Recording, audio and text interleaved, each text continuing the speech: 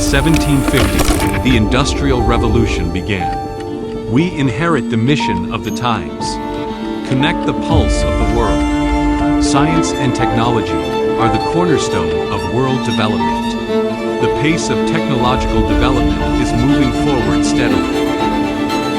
Wuxi Guanyin has focused on the field of low-temperature control for 18 years, opening another window of technology for the world.